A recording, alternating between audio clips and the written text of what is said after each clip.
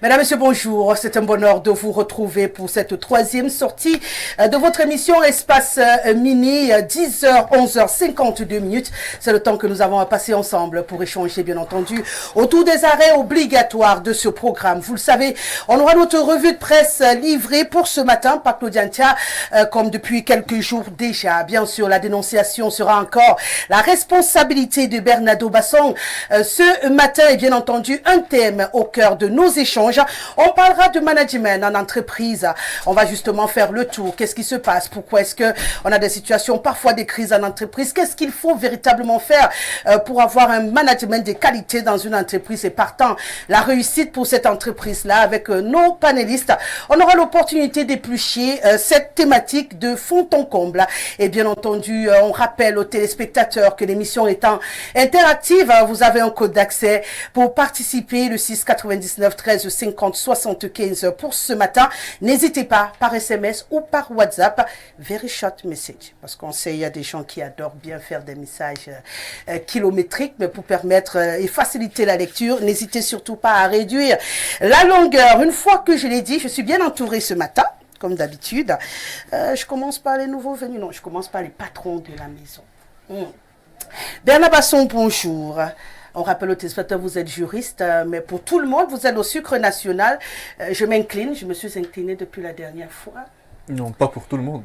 Pas pour tout le monde. J'ai dit pour tous les téléspectateurs. Non, non, pas du tout. Ah bon? Vous sélectionnez c'est pas moi qui les sélectionne. tasses de café dans lesquelles vous rentrez? C'est pas moi. Il y a des femmes que je n'intéresse pas du tout.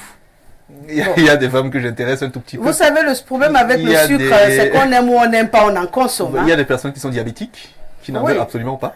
Ouais. Il y a des personnes qui sympathisent bien avec moi, à qui ça plairait bien. Et surtout, il y a des hommes pour qui je ne veux pas être le sucre national du tout.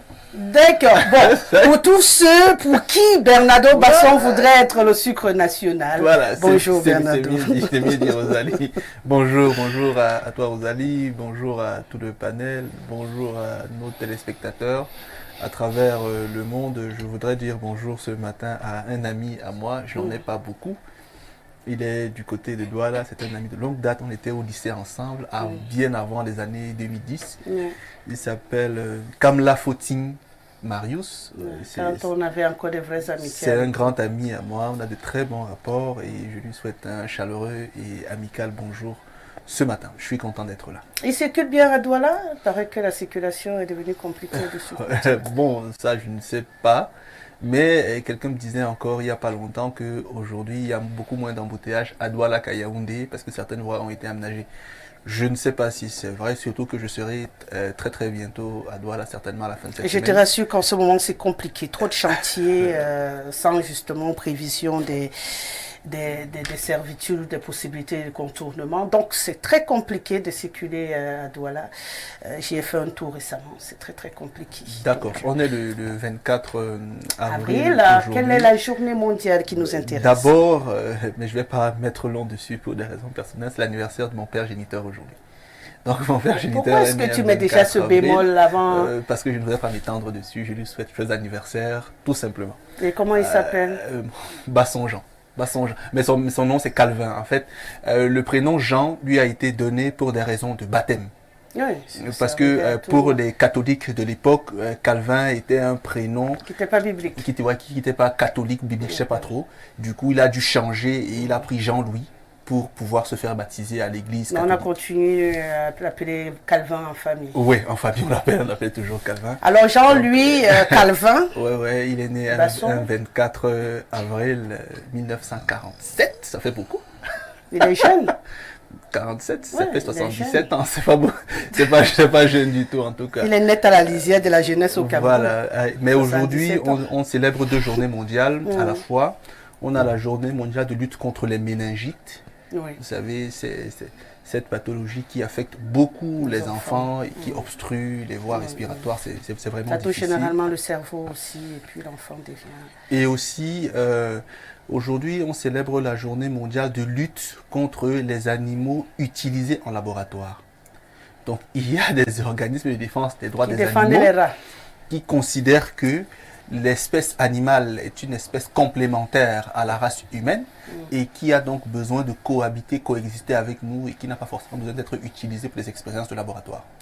Vous savez, bien sûr, On le débat devrait se crée. utiliser sur qui? Sur les humains directement? Honnêtement, le débat se crée parce que pour certains scientifiques, ce sont des expériences menées sur les animaux qui ont permis d'avoir des solutions Pour les humains. idéales et positives pour l'évolution de la santé de la race humaine. Pour d'autres, on n'en a pas besoin, on peut trouver d'autres schémas d'expérimentation. Et voilà. Donc, quoi qu'il en soit, aujourd'hui, ces organismes-là ont arrêté la date pour réfléchir sur comment substituer les animaux de laboratoire à d'autres formes d'outils pour améliorer les avancées scientifiques. En tout cas, beaucoup de courage à eux. En attendant, on va toujours se servir des rats et des souris pour tester, puisqu'on ne peut pas prendre l'être humain en lui-même pour tester les vaccins et autres choses dessus. Et en plus, personnellement, j'ai rien contre. Encore que les rats, c'est surtout parce que leur processus de multiplication est très rapide par rapport à l'humain. Quand tu trouves les bonnes raisons pour qu'on puisse s'en servir. En tout cas, merci beaucoup pour cette journée. On va célébrer avec les autres. La méningite, c'est une pathologie très importante. Heureusement, on a bien des petites astuces chez nous ici. Ce que vous appelez l'eau de vie, l'eau fofo, qui est très utilisée par nos mamans pour prévenir justement cette méningite quand l'enfant est petit. On en donnait quelques gouttelettes et puis ça prévenait. On a tous grandi avec cette petite astuce. C'était pas encore devenu la boisson des soulards et c'était un médicament. Bon, aujourd'hui, il y en a qui ont poussé quand même le bouchon au point où ils en consomment quotidiennement. Je ne sais plus ce que ça fait dans leur corps. Mais le fofo a été longtemps et est même encore un instrument de médecine naturelle chez nous. Bon, je vais demander à ma bibliothèque après ce que c'est que le fofo parce que... L'autre vie, le Marie-Claire. Tu connais pas Marie-Claire? J'ai pas beaucoup j'oubliais que tu consommes... Non, mais j'en saurai plus ce soir, soyez tranquille. J'en saurai plus. J'ai quelqu'un qui connaît presque tout. Il va m'expliquer ce que c'est. Ah, rassure-toi, hein, même les jeunes dames là maîtrisent Marie-Claire. C'est une boisson devenue quelque chose aujourd'hui. Merci d'être là, Bernardo Basson, puisque j'ai dit que je commence par les patrons de la maison. Justement, à côté de toi, je l'accueille également avec beaucoup de plaisir. C'est le consultant maison, bien entendu, Info TV, Pierre Blirio-Niemek, qui est encore avec nous ce matin. Il y a quelqu'un qui dit souvent le seul consultant qui va nous rester lorsque tous les autres auront pris la poudre d'escampette. On lui fait d'ailleurs un clin d'œil ce matin. Bonjour, Blirio. Bonjour Rosalie et merci de m'associer à votre panel. Je suis heureux d'être là ce matin. Plus heureux encore parce que j'ai deux personnes qui célèbrent leur anniversaire ce jour. Ma petite sœur Marguerite Manuela, qui est née un 24 avril. Je lui ai souhaité joyeux anniversaire tôt le matin. Et un ami d'école et un camarade de lutte. Je lui ai souhaité également joyeux anniversaire. Lui, c'est Ernest Obama. Ernest Ernest Obama, joyeux anniversaire. Oui, Ernest Obama est né un 24 avril. Ah, d'accord. On s'est appelé. Je lui ai souhaité joyeux anniversaire ce matin. Beaucoup ne savent pas que nous sommes très proches. Ah bon? Pourquoi? Vous avez travaillé ensemble? Nous sommes si proches qu'il est même difficile de rentrer dans notre relation. Vous êtes comme quelques éléments. Quand mon premier fils naissait, il y a près de 22 ans, nous avons passé la nuit sur le même lit à Mbalmayo. Voilà, donc... c'est des choses qui rapprochent. Voilà, c'est un camarade de lutte. Il sait ce que je pense de lui. Et je sais également ce qu'il pense de moi. N'en déplaise. Oh, bon, voilà. La bouche est faite pour parler. Allez, joyeux anniversaire à toi également, Frangin, pluie de bénédiction. Hein. On est très contents, on a beaucoup de fêtes à célébrer. Je pense que mon midi sera festif. Parce que entre la fille, le camarade de lutte et le père, il y a de quoi célébrer hein, aujourd'hui. Donc, je crois que mon midi sera magnifique. Si vous permettez, la sagesse du jour. Non, je ne pouvais pas avancer sans demander, Pierre Blirio. D'accord. J'adore vos sagesses du jour. Qu'est-ce que vous nous réservez ce matin? Mets-toi à la place de celui qui se sent frustré et tu lui pardonneras sa colère. Comme pour dire? Je reprends d'abord. Mets-toi à la place de celui qui se sent frustré et tu lui pardonneras sa colère. En général, les colères que nous subissons ou dont notre entourage nous affuble sont souvent le fait de leur frustration. Les gens qui sont en colère. Il faut se mettre à leur place et on comprendra, vous savez. Les gens ne se mettent pas en colère simplement par haine. C'est clair. Mais la frustration est la source de beaucoup d'antagonisme et de colère. Savoir se mettre à la place des autres est une grandeur. Vous qui mangez, je parle de vous 3 fois par jour, vous n'imaginez pas la galère de ceux qui recherchent le pain quotidien. Vous qui avez la possibilité d'envoyer vos enfants à l'école, vous n'imaginez pas la frustration de ceux qui voient leurs enfants à la maison parce qu'ils n'ont pas pu payer la tranche de la pension. Alors, vous allez voir une maman, une femme, un homme en colère pour un rien. Observez seulement la violence que nous vivons aujourd'hui dans tous les milieux, que ce soit dans les réseaux sociaux. D'ailleurs, je le dis souvent pour taquiner, mais je sais que ça fait mal. La plupart de ceux qui insultent les gens sur les réseaux sociaux ont des cadres de vie très difficiles. De frustration. Très difficiles, si vous faites l'expérience. Ils ne peuvent que se défouler. Se défouler, c'est de sorte d'exutoire. Quand ils sont là, parce que derrière le smartphone, tout le monde est égal à tout le monde. Est courageux. Tout le monde est égal à tout le monde. C'est-à-dire, même Niemeka est égal à Bia, puisque vous écrivez seulement. Donc, mais il faut savoir se mettre à la place des autres. Pour comprendre. Alors j'aime cette citation, hein, parce que ce matin, c'est justement une pensée pareille qui m'a calmé un tout petit peu, parce que j'allais justement aller en vrille, et puis j'ai dit... Vous vous êtes mise à la place de l'autre, et ça m'a calmé. Merci de partager avec nous tous les jours de belles citations qui nous inspirent, et je suis sûre inspirent beaucoup de téléspectateurs, et merci d'être là tous les jours, hein, et encore ce matin. Joseph Zambo est avec nous pour cet autre numéro de votre émission Espace Miné. Il est chef d'entreprise, formateur en entrepreneuriat. Merci d'être avec nous, bienvenue. Merci beaucoup. Alors, formateur en entrepreneuriat, qu'est-ce que ça signifie? Bon, formateur en entrepreneuriat, c'est déjà avoir fait des études, avoir eu une expérience assez avérée pendant un certain nombre d'années et de décider de transmettre cela avec la pédagogie qu'il faut. Des études de quoi? Les études en entrepreneuriat, il y a des organismes de formation beaucoup plus à l'international qui forment en entrepreneuriat. Ah, donc vous êtes formé à l'international et puis vous avez décidé de transmettre aux Camerounais ce que vous avez appris? Oui, j'ai d'abord appliqué sur moi-même. Ah oui, puisque vous êtes chef d'entreprise. Oui, c'est ça. Et ça marche? Oui, ça marche puisque j'ai quand même une grande équipe. Je suis le promoteur de ING Group. J'ai quand même environ une vingtaine de collaborateurs, je préfère appeler comme ça, parce que je les respecte beaucoup. Et ça fait plusieurs années qu'on travaille ensemble. Donc je dirais que... Personne n'a démissionné? Jusqu'à aujourd'hui. Il n'y a pas eu de grève? Je ne dois l'argent à personne, ça c'est sûr. Donc vous managez bien? Je me dis, puisque tout le monde est là et qu'on essaye d'avancer. En tout cas, on aura l'occasion de jouir de votre expertise tout au long de cette émission. Et bien entendu, notre quatrième invité, Sylvestre Lebel Niek, est annoncé. Mais pour l'heure, nous, on va prendre le premier arrêt de ce programme, c'est la revue de presse. Voilà, comme à l'habituel, la quintessence des tabloïds parus ce matin nous est livrée par Claude Antia. Journaliste info télévision, journaliste émérite, je te lance, Claudia. Bonjour, princesse. Bonjour Rosalie, bonjour aux millions de téléspectateurs qui nous regardent par le monde une fois de plus ce matin. Bonjour à tes panélistes. Voilà. La nuit a été super, un tout petit peu bousculé ce matin, mais bon, ça va. Allez, on respire un grand coup et on nous dit tout ce que les journaux ont réservé pour nous ce matin. D'accord, Rosalie, les journaux sont en kiosque ce matin et nous démarrons cette deuxième partie de la revue de presse avec le quotidien Info Matin de Dieudonné Vung. On peut lire en grande une, Balmayo, Saint-Mélima, Ganou, Djoumessi presterait l'accélération des travaux. En page 3, le journal relève qu'en débutant ce 23 avril 2024 dans la région du Sud, sa tournée d'évaluation des projets routiers en cours de réalisation, le ministre des Travaux publics a également recommandé aux missions de contrôle et entreprises prestataires de respecter les délais contractuels et les cahiers de charges. L'information est donc détaillé en page, je crois, de ce journal. La météo est aussi en kiosque ce matin. Une seule information à retenir. On parle de subvention Hajj 2024. Des imams des 10 régions disent merci à Paul Biya en page 3.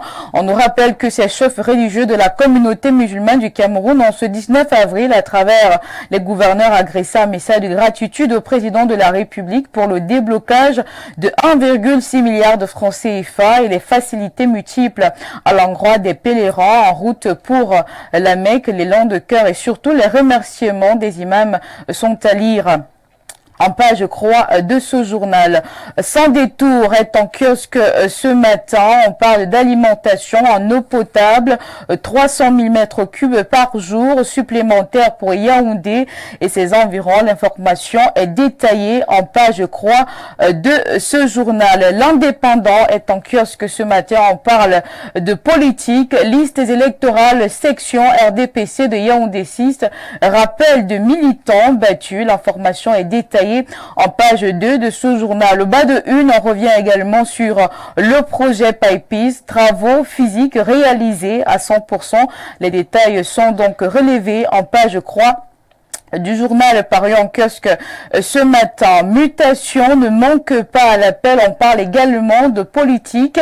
Émiettement, SDF, parti saucisson. C'est la grande interrogation de mutation paru en kiosque ce matin. Entre-temps, de la grande une également, on parle de Marafa, Amidou Yaya.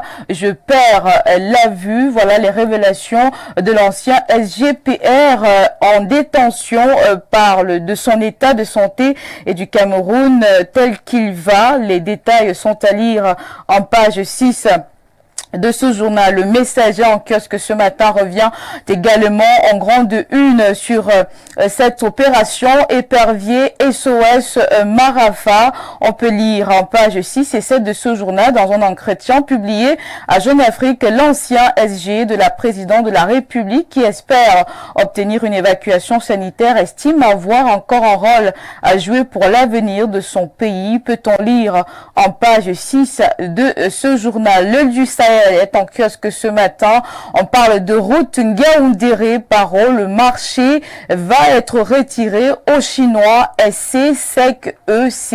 L'information est donc détaillée en page 7 de ce journal. Également au bas de une, la Tchad Boko Haram. 2 adolescents spécialistes d'engins explosifs se rendent à la FMM. L'information est détaillée en page 4 de ce journal. Le jour est en kiosque ce matin. On parle éducation, plus précisément équipement scolaire. Les lycées face aux défis des infrastructures sportives.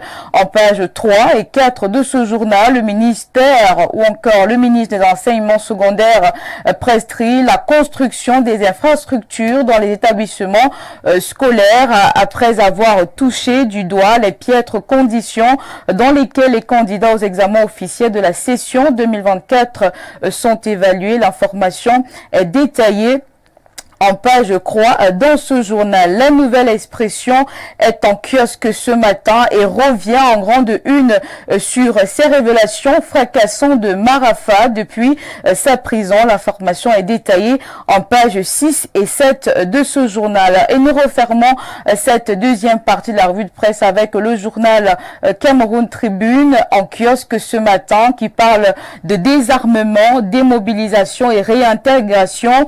On monte en puissance. L'information est détaillée en pages 7 et 9 de ce journal. Entre-temps, on peut lire en petit résumé que le programme lancé le 19 avril dernier avec l'appui du gouvernement colombien et des Nations Unies vise le partage d'expériences. Toute cette actualité est donc à lire en page 9 de ce journal. Voilà, Rosalie, la quintessence des informations parues en kiosque ce mercredi 24 avril 2024. Merci Claudia Ntia pour cette livraison avec beaucoup d'expérience de cette revue de presse. C'est un bonheur de te retrouver à cet exercice. Ça me fait plaisir et tu sais pourquoi ça me fait sourire. Alors Claudia, oui. Qu'est-ce qui est prévu pour nos deux journaux ce soir 19h et 20h? Alors, je rappelle que c'est toi qui présente le 20h. Donc on est bien installé, on est à la bonne adresse pour avoir toutes les informations. Tout à fait. Le 19h et le 20h, la rédaction centrale a bien évidemment prévu plusieurs informations. On va déjà parler de la journée mondiale du multiculturalisme. Cette journée qui vise donc à promouvoir la paix au regard des nombreux conflits et guerres auxquels fait face le monde. On va donc interroger le rôle de la diplomatie internationale. Est-ce que cette diplomatie joue exactement son rôle dans la gestion des conflits? on parle justement des conflits russo-ukrainiens et surtout le conflit de Gaza. Est-ce que la diplomatie joue encore son rôle aujourd'hui? On aura donc le regard d'un internationaliste. Tu y arrives. Est attendu dans ce 20h. Alors, on parlera également de société. Hein. On ira au cœur d'un domaine plutôt secret, le monde du tatouage. On va aller au cœur de cette aventure pas très commun. On ira donc voir comment ça se passe, le suivi au niveau du fonctionnement. Quelles sont les raisons qui poussent même les gens à se faire tatouer? Ça t'a déjà tenté le tatouage? Pas vraiment. T'as pas eu ta période gangster, non, pas pétage de encore. câble? J'ai pas encore fait mes premières erreurs de jeunesse. Ah, t'as encore le temps, hein? T'es très jeune, donc tu auras le temps d'être tenté, mais je te déconseille quand même, hein, parce que puis ça rattrape toujours les tatouages. Pour ceux qui voudraient faire certains types de métiers demain, les tatouages, ça rattrape, et puis aussi, on a des cancers qui sont causés par des tatouages. Donc, bon, il y en a des tatouages qui sont temporaires et d'autres qui sont à vie, mais bon. Oui, c'est clair. Les temporaires, par contre, on peut bien s'amuser. Oui, on peut bien s'amuser. Tu imagines un petit cœur là, après tu mets le sucre, parce que je suppose que tu fais partie de la catégorie des sucres national, donc tu mets là le sucre national, ça peut donner quelque chose. D'accord, voilà, entre autres les informations qu'on aura au 19h ou 20h ce soir. Merci Claudiantia, je te laisse retourner en salle de rédaction. Tout à fait. Et on se dit à 20h. À 20h. Voilà. Vous avez donc suivi cette revue de presse brillante de Claudiantia ce matin. On a retenu quand même, c'est vrai qu'avant de parler de ce qu'on a retenu, le tatouage, ça te dit, le tatouage? Moi, personnellement, non. Non? Non, non. Ça ne me dit pas à moi et je ne le suggère pas à mes proches. D'ailleurs, ça m'a créé des problèmes avec quelqu'un pour qui j'ai une grosse affection. Parce qu'elle était tatouée. C'était au bas du dos, j'en sur parlerai, le sein. je vous en parlerai. Non, une femme tatouée que je peux épouser, c'est impossible. Ouais. Mais avec qui tu peux avoir une relation. Pour des raisons particulières, je peux le dire ainsi, c'est bien à prendre quand même. Ouais, ce qui est bizarre, Pierre Blériot, on ne peut pas épouser, mais on peut quand même en faire quelque chose. Mais pourquoi je dois mentir? Bien sûr, il y a des choses qu'on touche avec le bâton, d'autres qu'on touche avec la main. D'accord. Alors les tatouages, ça te parle? C'est avec le bâton. Très drôle. Joseph, le tatouage.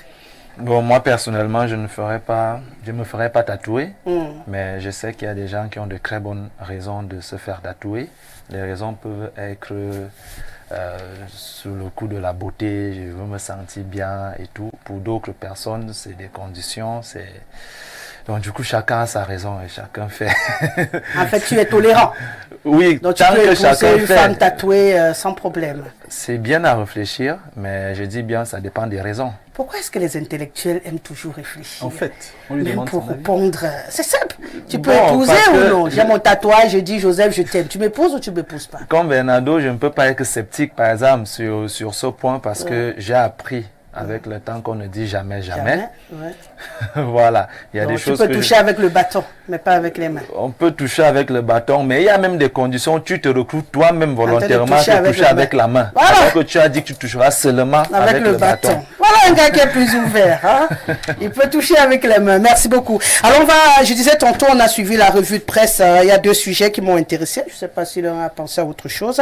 Il y a la situation de Marafa Hamidou Yaya qui est en prison avec Mutation, Le Messager et plein d'autres journaux, qui a fait une interview avec une presse étrangère où il tire la sonnette d'alarme, non seulement pour la situation des lecteurs au Cameroun, où il accuse au président de la République, et bien entendu son état de santé en prison. Il dit déjà qu'il est aveugle d'un œil et que son deuxième œil est en train de partir et il lui faut une évacuation sanitaire hors de nos frontières, et depuis on refuse de lui permettre d'aller se soigner. Aujourd'hui, il appelle au secours, Marafa Hamidou Yaya. Est-ce qu'on ne peut pas le libérer pour cette occasion quand même, puisque tous ceux qui sont allés en prison avec lui jusqu'ici sont libres? Pourquoi lui, il est toujours en prison? D'accord, bon, on peut le lui accorder. Ce que moi je pense à mon niveau, c'est qu'il y a sûrement des non-dits qui sont derrière tout ça. Il y a des personnes qui sont justement avérées à vérifier certaines informations. Ils ne viendront pas nous dire chez nous, auprès de nous, ce que nous voulons entendre. Mais moi je pense que si quelqu'un est malade, il a le droit de se faire soigner. Bon, sauf que lui-même, il n'est pas facile, hein, Pierre Blériot-Niemek, il n'est pas facile. En même temps, il demande qu'on le libère, en même temps, il dit que la criminalité et la barbarie qu'on a au Cameroun, c'est de la faute à Paul Biya. Bien sûr, tout est vrai, sauf qu'il a été ministre de l'AT, et je vous assure, quand vous allez dans les prisons camerounaises, avant que Marafa n'y aille, je ne sais pas pourquoi lui doit être évacué. Si on évalue la situation des autres prisonniers, la situation sanitaire dans nos prisons, c'est un pandémonium. Il n'y a donc pas des prisonniers de luxe. D'ailleurs, c'est surtout des gens comme lui qui ne doivent bénéficier d'aucune évacuation. Oui, bien évidemment. Vous devez le savoir, quand les gens sont en poste, ils ne favorisent pas un certain nombre de choses. Le plateau sanitaire au Cameroun évolue, mais il doit encore être capable de prendre en charge des affections de ce niveau-là. Oui. Parce que l'évacuation sanitaire ne nous le rend pas. C'est pour aller en Europe, non? Oui. Vous avez déjà vu un prisonnier qui allait en Europe et puis après il est revenu au Cameroun. Yves-Michel Fautuéo. Il peut déjà sortir. Non. Avec Biya, les gens comme Arafa, vous sortirez les pieds devant. C'est-à-dire que comme Biya a cette vie, vous sortirez les pieds devant. Biya n'a pas le programme de te libérer. Donc, moi, et je n'ai pas d'émotion particulière. Parce que moi, je ne regarde pas le prisonnier Marafa seul aller dans les cellules du Cameroun, Rosalie. C'est terrible quand même. Moi, j'ai suffoqué. Quand vous ouvrez une cellule d'un commissariat, d'une gendarmerie, vous demandez... Bon, d'ailleurs, les procureurs eux-mêmes se tiennent à bonne distance. Oui. Ils n'y entrent pas. Ça veut dire qu'on a dit que quand tu es incarcéré au Cameroun, c'est pour que tu meurs. Ça, c'est ça. Faites tout. N'imaginez pas passer une nuit dans une cellule. Et je ne vais même pas vous dire les pratiques qu'il y a autour pour que vous n'entriez pas à l'intérieur de ce mouroir. Donc, Marafa, vraiment, c'est vrai, tu vivais dans le luxe et tout. Je comprends les enfants fragiles. Parce que quand tu prenais le lait et tout ça le matin, maintenant, quand tu es dans un environnement... Mais c'est ça. C'est ça que ce régime réserve à tout le monde. Donc, hier, vous souteniez...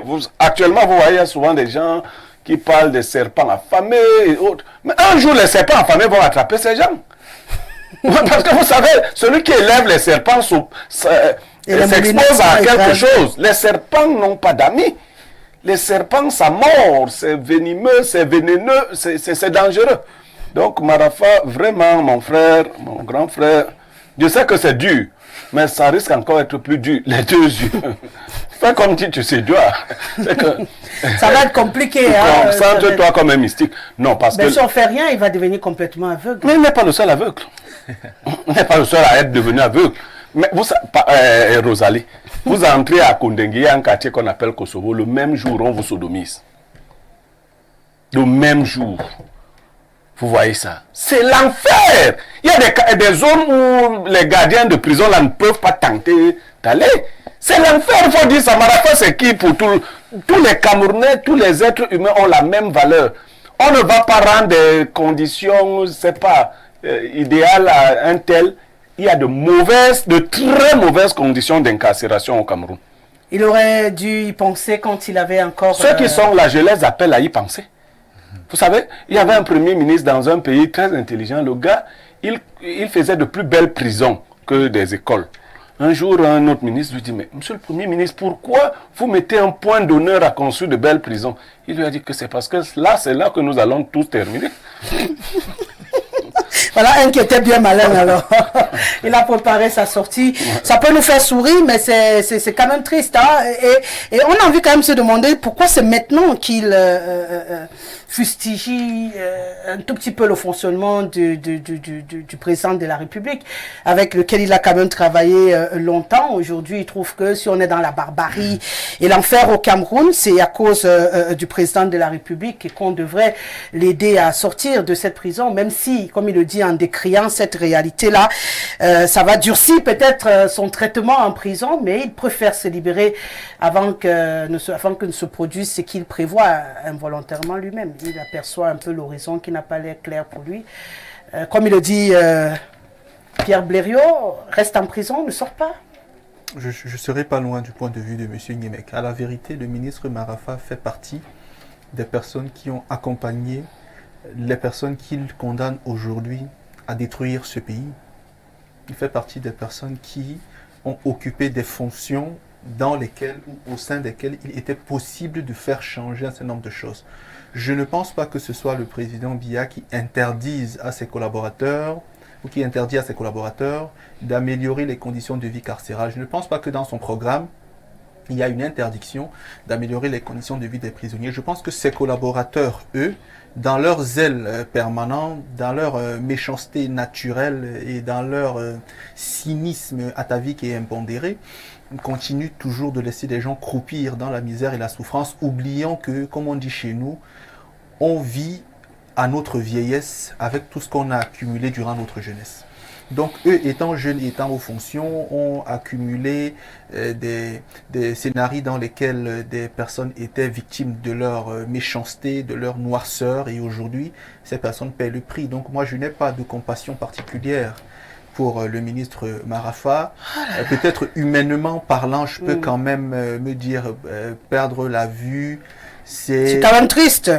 Non, c'est pas triste, c'est comment dire, ça arrive, je le dirais, ça arrive. C'est pas à applaudir non plus, mais ça arrive. Il peut m'arriver également de perdre la vue. Je ne crois pas que je suis un super-héros, que je ne fais pas de bêtises. Des bêtises, j'ai eu à les faire. J'en ai payé le prix. Ça, il faut le dire. Et si j'ai pas payé des prix forts, c'est parce que j'ai pas fait trop de bêtises. Donc eux qui ont fait beaucoup de bêtises vont certainement en payer plus que moi. On va payer le prix de tout ce qu'on aura fait un jour ou l'autre. Donc aujourd'hui, il n'a pas à accuser le président Biya. C'est vrai. Le Cameroun n'est pas très bien géré, mais il peut se sentir lui-même coupable de ce qu'il vit parce que du temps où il était en fonction, il n'a pas très bien fait les choses. Moi, je connais plein de personnes qui ont été frustrées par le ministre Marafa. Dans mon entourage, il y a des personnes qui me disent que lui, il a fait enfermer beaucoup d'autres personnes, parfois pour des raisons légères. Vous voyez, donc aujourd'hui, malheureusement, on fait souvent le prix de ce qu'on fait. Moi, à la télé, quand je dis une bêtise, je paye le prix. Lui aussi, quand il gérait les choses, il faisait des bêtises, donc il en paye le prix aujourd'hui. Malheureusement, la vie nous impose cela, qu'on soit d'accord ou pas, qu'on soit ému ou pas. C'est comme ça que la vie, elle est faite. Elle est comme le couvercle de la marmite. Aujourd'hui, on est en haut, demain, on est en bas. Et ceux qui sont en bas, je dois savoir que s'ils ne font pas ce qu'il faut pendant qu'ils sont en haut, quand ils seront en bas, ils finiront par subir les mêmes conséquences, tout simplement. Oh là là là là là, Marafa Mitouya, personne pour te soutenir, ça peut être compliqué quand même. Si on le soutient même, ça va changer quoi. Bon, vous connaissez Biya. Biya est sourd. Quand Biya t'a déjà mis là-bas, toi.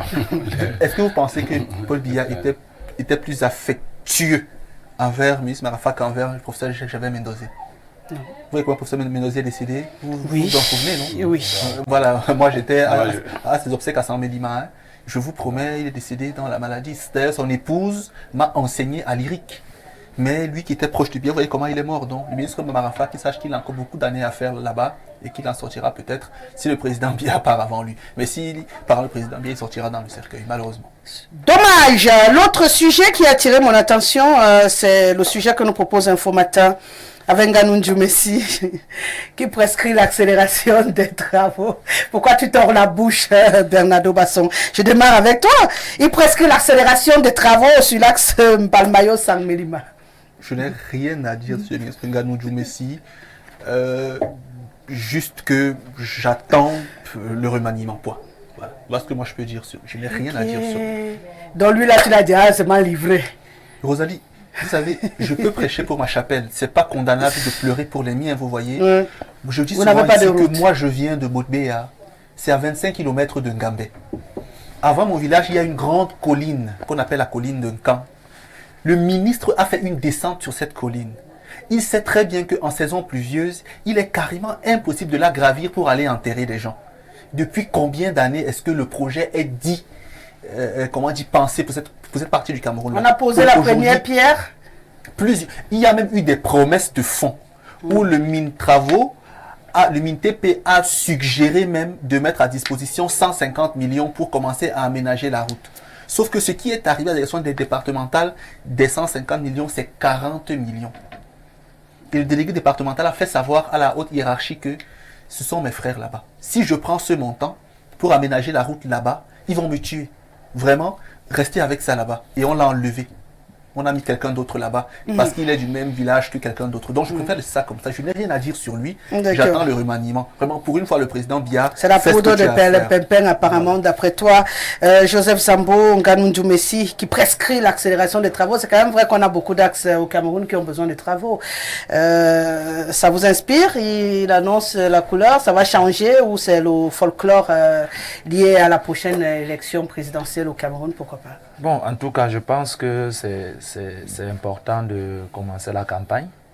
C'est important d'honorer au moins, même si c'est à 1 ou 2% des promesses faites. Peut-être que du côté de Bernardo, ce n'est pas encore fait, mais du côté de Sanlima, ça se fait. Et peut-être d'ici aux élections, certaines choses vont s'accélérer. Et on verra ce qui adviendra des élections. Peut-être d'autres choses pourront mieux se faire, comme d'autres personnes ont dit qu'il y aura un maniement, par exemple. Mais je pense que on peut encourager quand même quelque chose qui est bien. Quoi? La route, si vraiment ça se fait, cette route a déjà tué beaucoup de personnes. C'est la route qui va vers ma mère à Sanlima. C'est une route très compliquée. Je dis bien, les tournants, c'est comme si on suivait juste une piste et on goudronnait la piste en la suivant. Il faut avoir des voitures très sophistiquées pour la gravir de la façon qu'il faut. Mais donc pour vous, c'est une bonne nouvelle? C'est pas forcément une bonne nouvelle parce que cela doit être fait depuis très longtemps. Mais si finalement ça s'est fait, on peut dire ok, c'est fait. Vous voyez, il y a quand même une population heureuse sur cette information, Pierre Blériot. Oui, oui, tout à fait. Quand on disait, c'est là la voiture ne fait que mettre la voiture en vitesse. Donc, c'est bien d'accélérer. Mais il faut éviter de mettre la voiture en vitesse. Et qu'après un tonneau ne se produise à la fin des matchs. Non. Vous savez aussi, pour être juste, tout à fait juste avec le ministre Nganou Messi, il y a aussi un grand problème de financement. On ne le dit pas suffisamment. On a embrassé beaucoup trop de chantiers et les Français font bien de dire qui trop embrasse, mal étreint. Le Cameroun est comme étranglé dans les multiples projets qu'il a embrassés. Surtout que la plupart de ces financements sont des financements de l'État. Beaucoup de projets, moi je connais la route Balmayo-Sanlima, comme disait le copanéliste, c'est un axe accidentogène. Dire que c'est la route du village du chef de l'État, il y a quand même de quoi se plaindre pour les gens de Sanlima, parce que je ne sais pas. Lorsque le Magouya est au chef de président du tribunal et que le lézard ne s'en sorte pas, je ne sais pas si c'est lorsque le crapaud sera là que le... Voilà, donc il faut faire attention. Actuellement, c'est le Magouya qui est président du tribunal. Les gens de Sanlima, si vous ne vous en sortez pas aujourd'hui, bon, on ne sait pas. C'est vrai que nous en sortons pas du tout. Bon, donc, mais on peut comprendre votre situation. Nous, bon, c'est les tombes des gens qui sont condamnés. C'est-à-dire, vous voyez, dans les cimetières qui sont déjà pleins, on pose une tombe sur votre tombe. Donc, c'est le cas de Bassa. Bon, mais c'est pas... Vous êtes déjà habitués. Bon, nous sommes habitués. D'ailleurs, on a même dit à quelqu'un qui nous disait récemment lors d'une campagne électorale que si nous parlons encore comme ça, il n'y aura pas de route. Avant ta naissance, il n'y avait pas les routes. Il y avait quoi avant? Donc, il n'y avait rien avant. Maintenant, il n'y a rien. Et on reste. Donc, de toute façon, le ministre Nganou Messi, au contraire, n'aurait pas étonné. J'espère simplement qu'il écoute souvent et qu'il va accélérer partout au même moment. Parce qu'il a beaucoup de retard quand même entre les péages automatiques devenus manuels automatiques. Et puis le reste, il y a beaucoup de choses à dire. On espère sincèrement qu'il va tirer son épingle du jeu avant le prochain remaniement. Non, il ne court pas de risque à ce niveau. On aime les gens qui travaillent comme ça. Il ne faut pas dire que quand vous avez travaillé comme ça, on va vous enlever. Non. Il risque d'être nommé. Il y a un ministre qui disait aux jeunes, vous serez comme nous. Bientôt. Voilà, comme à l'habituel, Bernardo Basson, notre dénonciation de ce matin. Qu'est-ce qu'on dénonce? Aujourd'hui, en fait, comme vous savez, j'ai plusieurs, mais ce n'est pas vraiment une dénonciation au sens propre du terme. C'est que le monsieur a tellement insisté, et surtout il a fait appel à monsieur Nyemek. Vous voyez, donc il a demandé que je pose plutôt son problème et qu'il espère avoir un avis de monsieur Nyemek. En fait, le monsieur, comme beaucoup, il a connu une femme. Ils ont fait 10 ans ensemble. Il a fait les 2 premières cérémonies, c'est-à-dire donner la bouteille et doter, et faire la dot, mais il ne s'est pas uni avec sa femme par les liens officiels, on va dire, du mariage. Bon, il a fait la dot, le mariage, mais il n'a pas fait la cérémonie officielle. Et avec la dame, ils ont eu 4 enfants.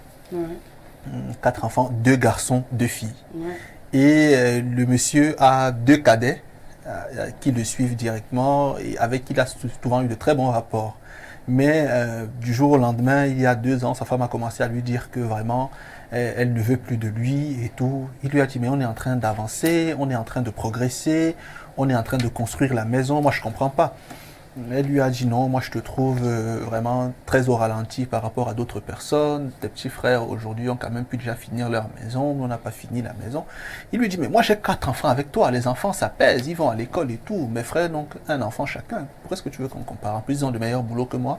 Moi j'essaie de joindre les 2 bouts. Elle a commencé à faire les problèmes et puis il y a environ 18 mois elle l'a quitté. Sauf que sa femme l'a quitté pour aller vivre avec son petit frère. D'accord. Et avec son frère, il a des rapports vraiment germains, c'est-à-dire ils ont le même père et la même mère. C'est pas son frère. C'est son frère. Voilà, c'est son frère.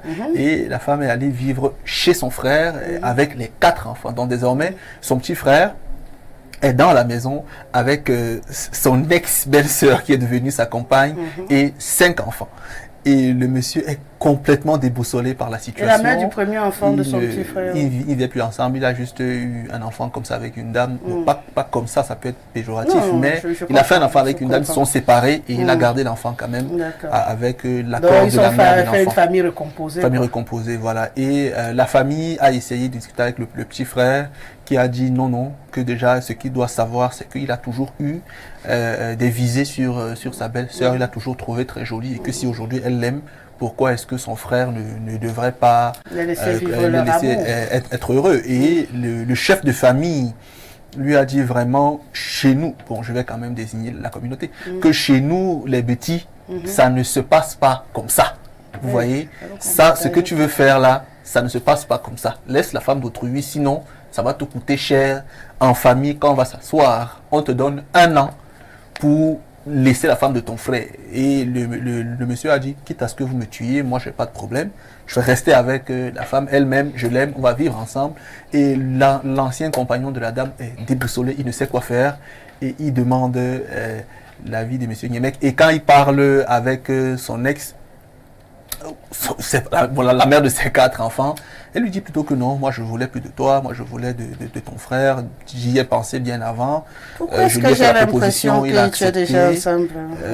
Voilà, donc il a voulu ce matin que... Donc c'est pas vraiment une dénonciation. Non, c'est même, c'est intéressant. C'est une situation. C'est les choses que nous vivons au quotidien, ça peut inspirer plus d'un, ça peut... Donc il a voulu que ce matin, on en parle dans le cadre d'Espace Mini. Je lui ai dit que je le ferai d'ailleurs, je le fais. Alors, il est sûrement devant la télé en ce moment.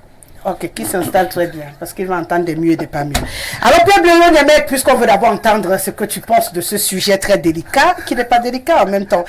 Bon, un gars, il a sa femme qu'il n'a pas épousée, donc du coup, c'est pas sa femme, c'est la mère de ses enfants. Il a toqué la... C'est pas moi qui dis, c'est la loi. Pourquoi tu commences à faire hi? Je fais le résumé de ce que tu as dit. Il a toqué la porte, il a doté, donc il n'a pas épousé. C'est pas sa femme. C'est la mère de ses enfants et traditionnellement sa femme. Mais officiellement, légalement, c'est pas sa femme. Puisqu'il n'y a pas eu de divorce. Elle a seulement porté les sacs, elle est sortie. Si c'était son épouse, il allait divorcer. Donc, je fais le résumé pour Niemek. C'est la mère de ses enfants. Ils ont 4 enfants. Elle a décidé que là où son cœur tape vrai, c'est chez le petit frère. Elle a porté les enfants, elle allait trouver le petit frère avec qui elle vit maintenant le bonheur parfait. Famille recomposée, un enfant, ça fait 5 enfants, ils sont au complet. Mais maintenant, le père des enfants veut se suicider parce que ça ne va pas dans sa tête. Il a du mal à digérer cette réalité. Alors, qu'est-ce qu'on peut lui dire? C'est quoi mon résumé? Il est normal qu'il ait mal parce qu'il n'y a pas la télécommande du cœur. Voilà. Il aurait juste changé le bouton. Bon, donc, ça va lui prendre un certain temps. Mais il faut qu'il se mette dans la posture de traitement, qu'il se libère. Parce que Dinabel le dit dans une chanson, si quelqu'un t'arrache ta femme, ne t'en plains pas, plains son sort. C'est le sort de ce petit frère qui est malheureux, qui a ramassé une mégère, une gourgandine comme ça qu'on les appelle. Et lui-même, le petit frère, est évidemment un maudit, parce que ça peut arriver que vous soyez tenté, attiré par votre belle-sœur, mais ce sont les choses que la tradition a bien organisées. Il faut s'en garder. La femme de son frère, le mari de sa sœur, ainsi de suite, sont des personnes qui nous sont interdites. Personne ne trouve du bonheur dans le malheur qu'il inflige aux autres. Ça n'existe pas. D'abord, il n'y a même pas de couple de méchants qui soient heureux. Les méchants donnent l'impression d'être heureux. Parce que quand ils se regardent dans les yeux, ils ont l'un et l'autre peur, chacun de eux. Ils se méfient.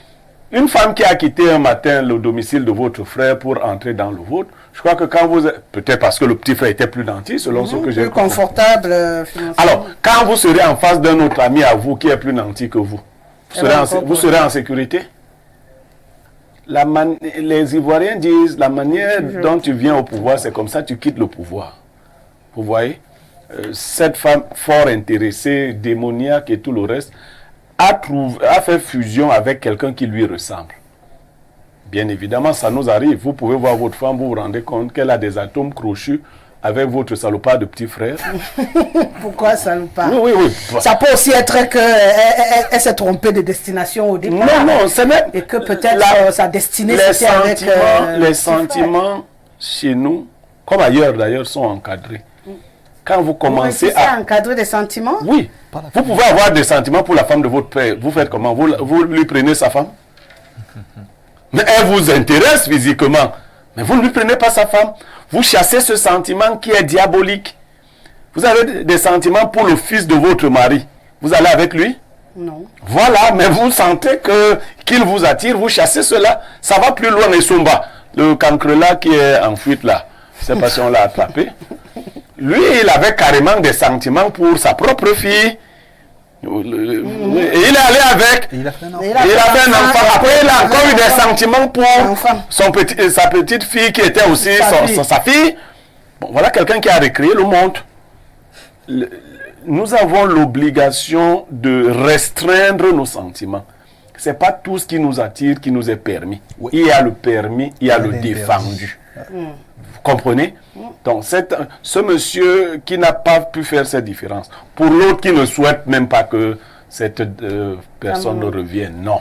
Moi, je crois que si ça va lui prendre du temps, mais il va en guérir. Qu'il laisse le petit frère élever ses enfants à lui, puisqu'il a les moyens. Donc, il reste avec la femme. Qu'il reste avec la femme et les enfants pour le temps pendant lequel ils pourront être ensemble. Pourquoi pas? Ça peut aussi être jusqu'à ce que la mort les sépare. Mais la mort peut arriver beaucoup plus tôt que prévu. Ou plus tard aussi. Ou plus tard. Bon, il n'y a pas de problème, mais qu'ils restent ensemble, que l'autre se reconstruise. Voilà. Et puis, il y a des femmes qui retardent votre évolution matérielle.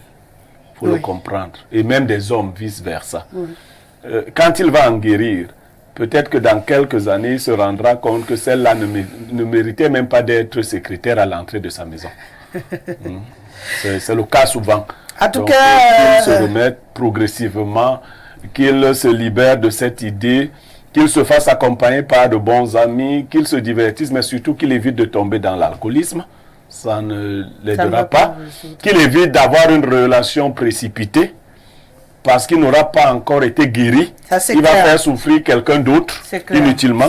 Parce que quand vous n'êtes pas encore libéré d'un mauvais sentiment, les attachements sont pas... Oui, les attachements sont pas bons. Mais s'il trouve quelqu'un qui aime passer du bon temps avec lui, c'est aussi bon.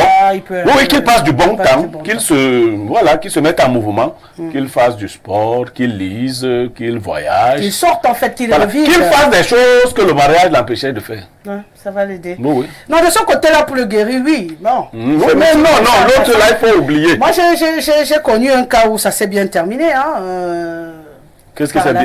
Qu'est-ce que c'est bien justement, terminé? Une situation pareille, une voisine dans mon enfance qui sortait avec, là c'était l'inverse, avec le petit frère avec qui elle avait déjà 2 enfants. Et puis le petit frère était un peu instable et tout. Et finalement, ils se sont séparés à sa demande. Et puis elle a épousé le grand frère. Et ils sont mariés jusqu'à ce jour. Et ils ont désormais 5 au total. Et ils vivent très bien. Donc du coup, je veux dire que ça peut arriver. Ben, non, dans le cas que vous décrivez, il n'y a pas de trahison. Donc c'était là. Non, dans le cas que vous décrivez, il n'y a pas de trahison. Mais pourquoi elle vivait avec le petit frère et elle allait le grand frère? Non, il n'y a pas de trahison. L'élément qu'il faut retenir ici, c'est celui de la trahison. Une fois que vous êtes séparés, vous êtes libre de vous mettre avec n'importe qui. Ben justement, elle s'est séparée de son... Non, elle a trahi son mari. Ils ne se sont pas séparés. Elle l'a quitté. La séparation, non, c'est pas la même chose. Bon, la séparation... Vous me quittez parce que vous lorgnez mon frère. Oui. Ça, c'est la trahison. Mais qu'est-ce qui prouve que cela ne se lorgnait pas déjà avant? Non. Je dis, ce que vous décrivez, c'est des gens... Le petit frère était... Le mari était instable. Oui, vous pouvez avoir une perle entre vos mains. Ça, il faut qu'on le dise. Votre frère vous voit maltraiter une femme qui est une femme de valeur. Parce que ça, c'est des cas qui... Finalement, vous jetez et votre frère ramasse. Ce qui est jeté peut être ramassé. Vous n'avez pas le plus jeune ici, c'est parce que c'est pas lui qui a jeté, quoi. Non. Donc, s'il avait jeté, là, le petit frère ramassait, ça allait aller. Mais comme c'est elle qui a jeté, on trouve que... Rosalie, ce qui gêne, c'est l'intention.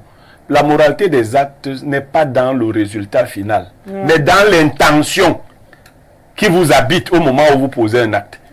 Prendre la femme de son frère, si c'est ça l'intention, et même favoriser par exemple leur rupture, c'est ça qui est immoral. Maintenant, si la femme de ton frère et son frère pour des...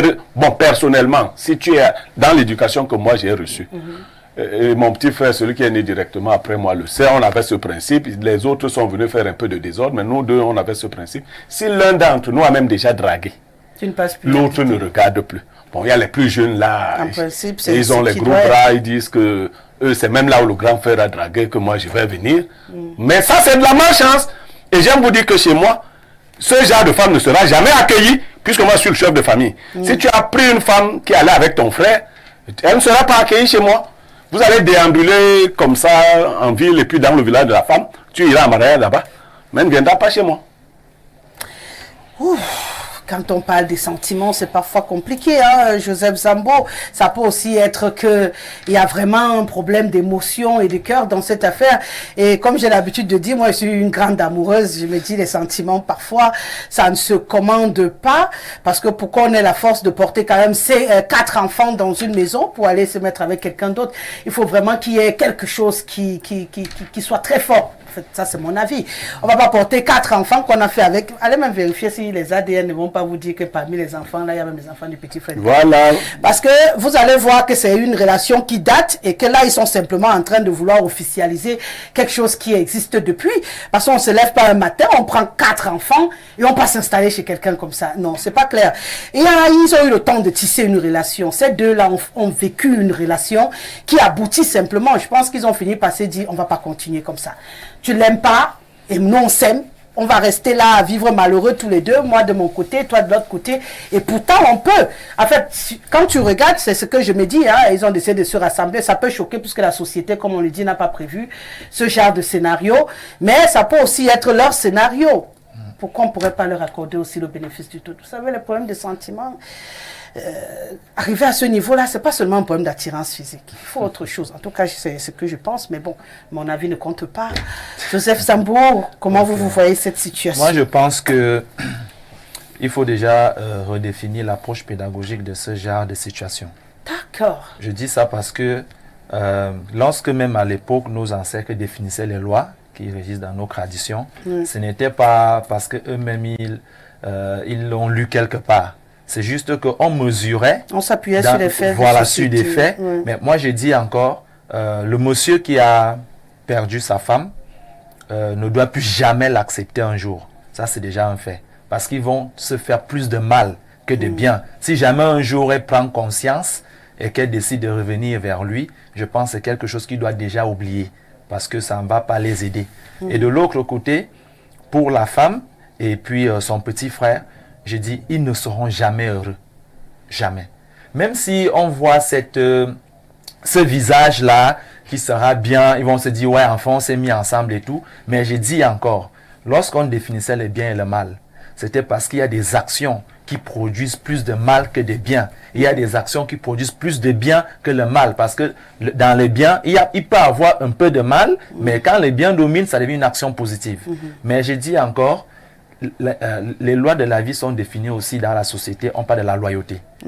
Et la loyauté est de telle manière que même une personne, donc même si ton ami ou ton proche ou quelqu'un qui est dans ton premier cercle apprécie quelqu'un, juste une appréciation et qu'il te fait part, la logique demanderait ou la loyauté demanderait de l'aider à atteindre son objectif parce qu'on n'a pas tous les mêmes aptitudes, les mêmes capacités.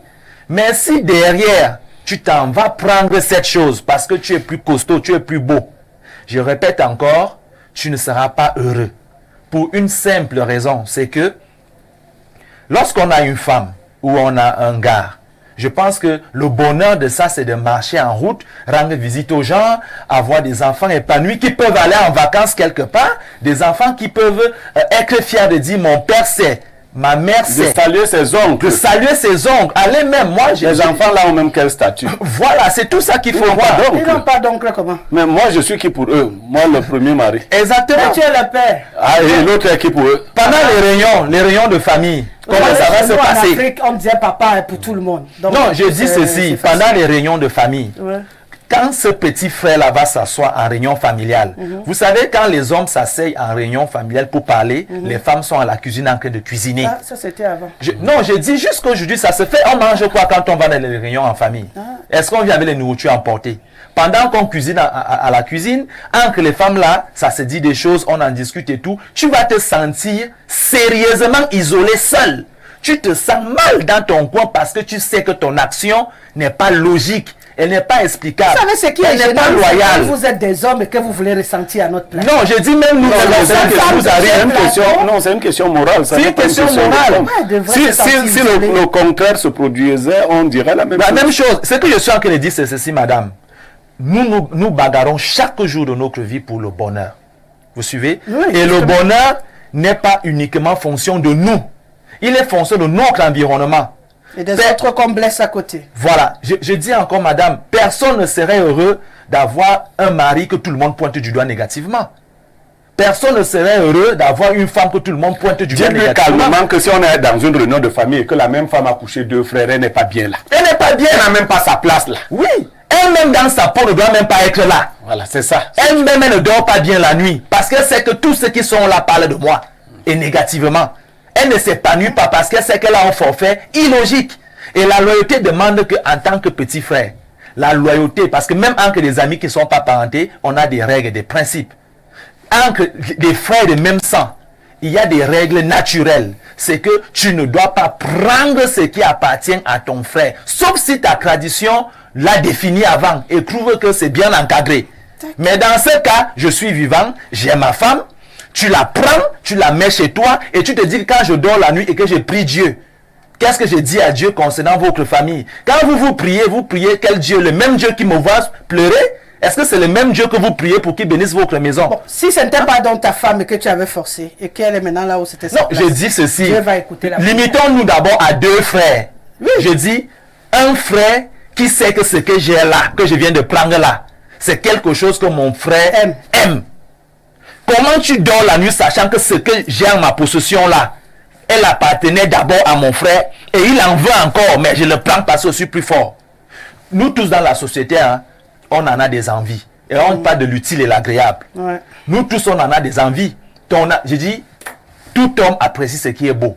On a des femmes dans nos bureaux, on a des femmes dans la société, les femmes de nos amis, les femmes de nos parents, les femmes de nos oncles. Mais quand c'est beau, on apprécie. Mais ce n'est pas parce que c'est beau qu'on doit tout prendre pour nous. Déjà, qu'est-ce que tu peux faire de toutes les femmes du monde? Il y en aura toujours plus belles.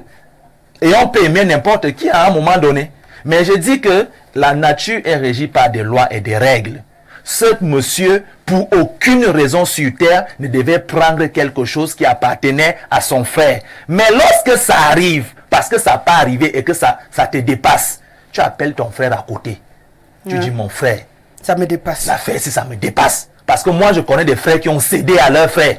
Je connais des sœurs qui ont cédé à leurs sœurs. Que je connais des relations. Voilà, c'est ça qu'on appelle la loyauté. De venir dire à ton frère que frère, ce n'est pas la blague. Où tu vois là, j'apprécie ta chose là. Qu'est-ce que tu vois? Si ton frère te dit que frère, ici là, don't touch, je suis à fond sur l'affaire-ci. Toi-même, tu comprends que ce ne sera qu'une guerre.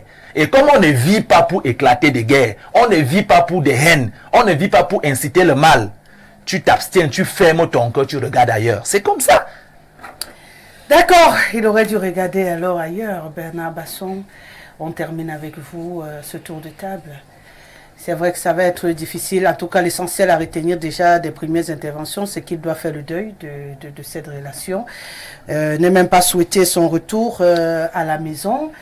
Prier pour que il ait la force de se remettre de ses émotions. Mais maintenant, à son petit frère de jouer de l'autre côté. S'il voudrait apaiser les relations en famille ou s'il veut casser tout pour son bonheur à lui aussi, parce que tout est possible, la balle est dans son camp. J'aurais aimé que Parfait Haïti soit là. Parce que le Kouta me blâme souvent ici en me disant « Ah, Basson, toi, tu es un sorcier, tu aimes la sorcellerie et tout. » On en rit souvent. Voici alors la sorcellerie. Donc, moi, on m'incrimine souvent. Oh, tu fais... Voici alors ce qu'on appelle la sorcellerie. Ça, c'est la première des choses. Et ça, c'est pour rire. Rosalie, moi, j'ai 3 choses à dire. Pour moi, il n'y a pas de problème. Mais il faut comprendre. À mesure que le temps passe, beaucoup de femmes deviennent ingrates. Beaucoup de femmes sont ingrates. Pas toutes, certes, mais beaucoup. À tel point que vous, l'homme, vous leur apportez tout ce que vous pouvez, tout ce que vous avez, elles ne voient que ce qui leur manque. Vous vous échinez à leur apporter tout ce que vous avez, ce que vos énergies vous permettent. Elles ne visent que ce qui leur manque. À partir de là... Ça veut dire que vous leur apportez ce dont elles n'ont pas besoin? Non, ça veut dire apporter ce que vous pouvez. Elles vous ont choisi à un moment donné pour que vous leur apportiez ce que vous pouviez et non pour que vous fassiez l'impossible pour leur faire plaisir. Et elles également doivent apporter leur contribution pour que la relation marche. Sauf que pour beaucoup, elles n'attendent que de vous. Elles apportent très peu. À l'issue, elles deviennent ingrates et donc elles migrent vers autre chose. Concernant les hommes, aujourd'hui, et ça, c'est sans doute la plus grande leçon que j'ai apprise de M. Niemek. Si aujourd'hui il advienne qu'on se sépare, ça je garderai cela quand même de lui.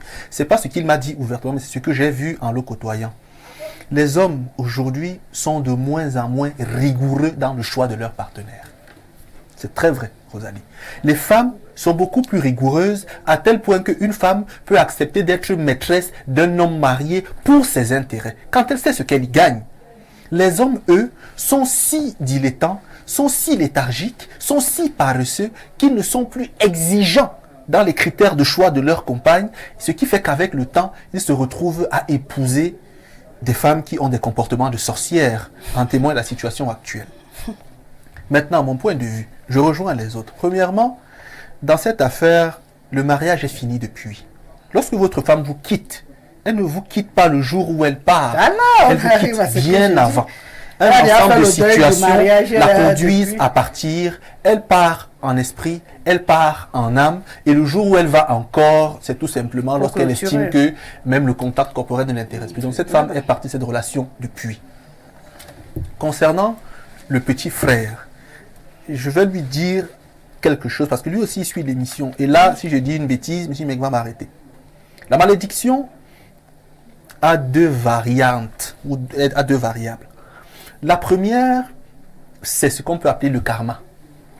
Ouais. L'acte qu'on pose, qui nous retourne, peut parfois agir sur nous comme une malédiction.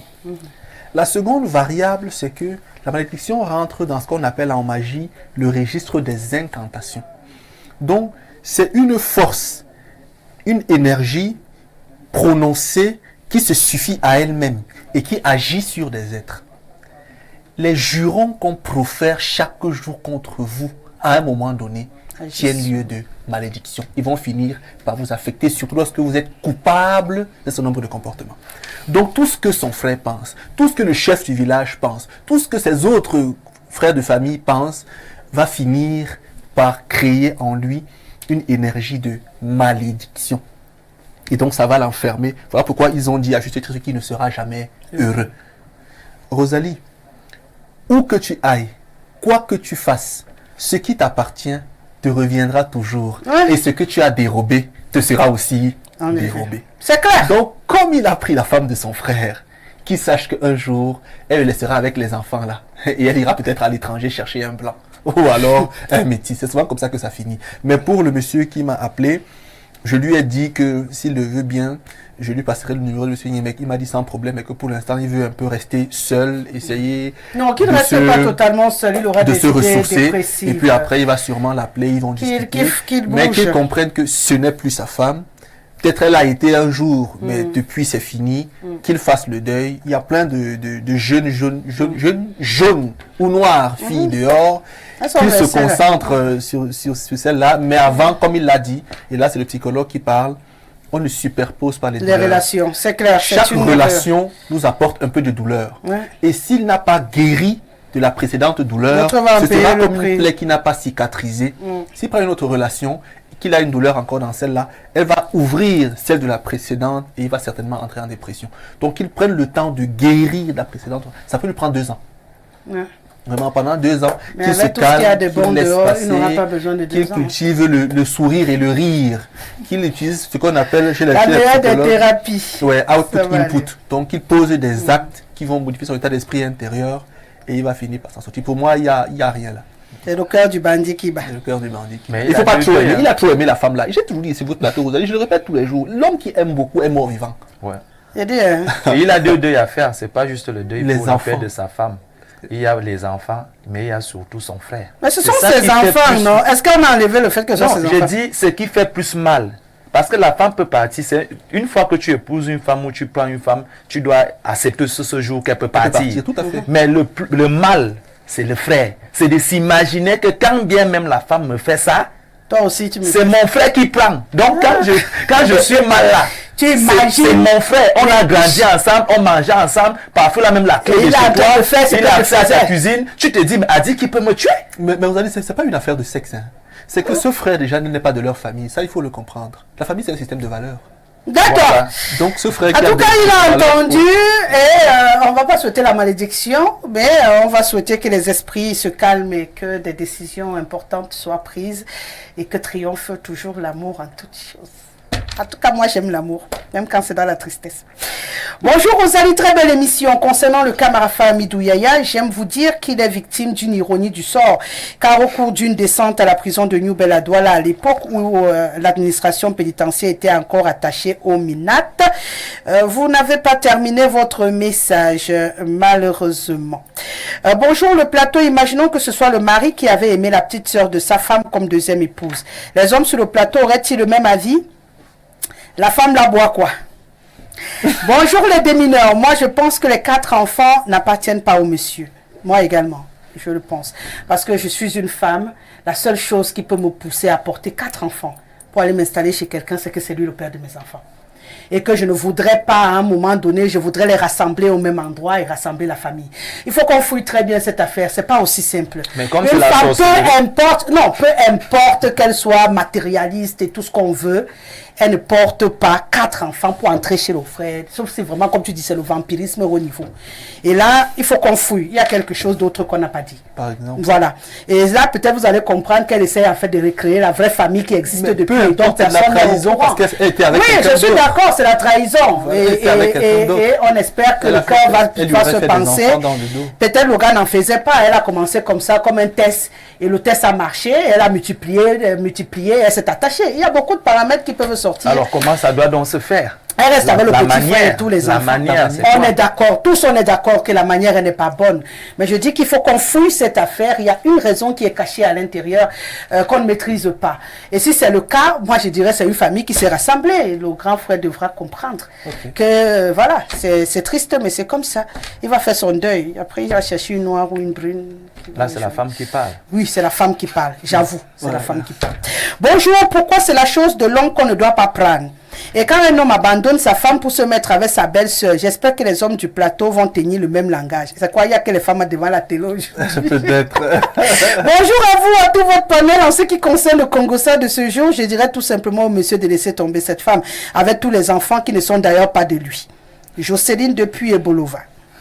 Bonjour à tous sur le plateau. Pour la dénonciation, j'ai l'habitude de dire qu'il faut tout faire pour éviter une séparation, absolument tout. Mais une fois la séparation, on ne se remet jamais avec l'ex pour 2 raisons au moins. La première, vous ne savez pas la raison réelle pour laquelle vous êtes séparés. Et la deuxième, vous allez encore vous séparer au moins pour la même raison. Serge Beaumont, depuis Guidigis, qui écrit « Bonjour espace miné, ce monsieur doit se réjouir quand on lui a laissé l'essentiel qui est d'être en vie. Son frère et sa femme sont en liaison depuis fort longtemps. Et s'il cherche, il n'est pas le père des enfants de sa femme, sinon quelques-uns. Sa femme et son frère pouvaient l'éliminer pour vivre leur relation plus aisément. Qu'il soit heureux d'être en vie et recommence sa vie. Alex Lebronze, depuis Nkwaban, qui nous écrit... bonjour à tout le panel et particulièrement à Bernard Basson, mon camarade du primaire, le Samaritain. Moi, c'est Grégoire, la sorcellerie. La sorcellerie est une qualité, je suppose que c'est ce qu'il voulait dire pour beaucoup de femmes. Et le petit frère peut vraiment prier pour sa malédiction demeure. Par rapport à l'école primaire qu'il a citée, c'est effectivement là-bas que j'ai fréquenté. Peut-être pas le prénom Grégoire, mais l'école primaire, c'est là-bas que j'ai fréquenté, effectivement. Donc c'est mon camarade. Il dit que lui, il est Grégoire. Donc, il te demande de te rappeler de Grégoire. Le prénom. Voilà, commence à fouiller si tu peux, hein, parce que là, c'est un exercice compliqué. C'est très compliqué. C'est moi qui aurait dû mettre le nom de famille. Parce voilà. que là, c'est ce qu'on retenait. Et parce que j'ai une très bonne mémoire. Voilà. C'est moi, Grégoire, ajoute le nom de famille. C'est moi qui reviens, Rosalie. Ah, celui qui n'a pas achevé son message tout à l'heure. J'aime vous dire que les prisonniers s'étaient plaints des conditions de détention. Il leur a répondu, étant minate à l'époque, que les prisons n'ont pas vocation à être des hôtels 5 étoiles. Très bien. Bonjour les amis, voilà une question. Que si un jour un des enfants meurt, qui fera le deuil? Mamasso qui demande. Bonjour à tous sur le plateau, que le monsieur voit déjà si ce sont ses enfants. Roméo depuis Ngaoundéré. Bonjour le plateau, j'aime la go qui est en lunettes. Bon, il n'y a pas une autre go ici, donc je suppose que... Espace miné. Que c'est moi que tu aimes, mon frère, aime-moi, il n'y a pas de souci. Bonjour à vous et à votre panel. Concernant la dénonciation, ces deux avaient déjà une relation intime, sauf qu'elle était secrète. Ils ont juste décidé de la rendre publique et la vivre aux yeux de tous. Ce petit frère va récolter ce qu'il a sémé, ainsi que cette femme. Que l'ex-mari sache qu'il n'a pas de blessure, qu'il n'y a pas de blessure inguérissable. Roland Steve, qui nous écrit, oh là là là, ça rentre, ah, il m'avait donné le secret, je n'ai pas utilisé. Bonjour, je pense que l'homme ne doit jamais aimer une femme plus que celle-là ne l'aime. Si on pouvait écouter la femme. Ouais, justement, on aurait d'autres informations aussi. Bonjour Rosalie, à tout ton panel. Concernant la dénonciation, cette femme est une sorcière. Je m'explique. Lorsqu'elle dit à son époux que ses frères évoluent et pas lui, ça veut dire que c'est elle le problème. Dans un couple, si rien n'avance, si rien ne fonctionne, il faut d'abord poser le regard sur la femme, parce que c'est elle le pilier du foyer. Elle a passé son temps à faire des reproches à son mari et pourtant elle-même n'a rien fait pour.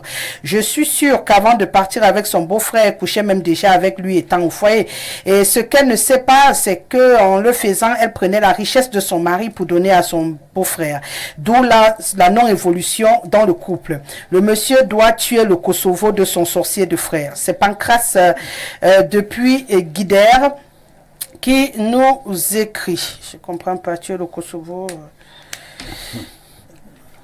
Bonjour Rosalie, à ton merveilleux panel. Pour ce qui est de la dénonciation, je voudrais dire que les hommes, quand ils sont mariés et qu'ils sortent avec les femmes autres que leurs épouses, le font-ils par la chair et non par l'esprit? Ils le font par la chair et non par l'esprit. Par contre, les femmes sont généralement fidèles et lorsqu'elles sortent pour se lier à l'extérieur, elles le font avec tout leur être.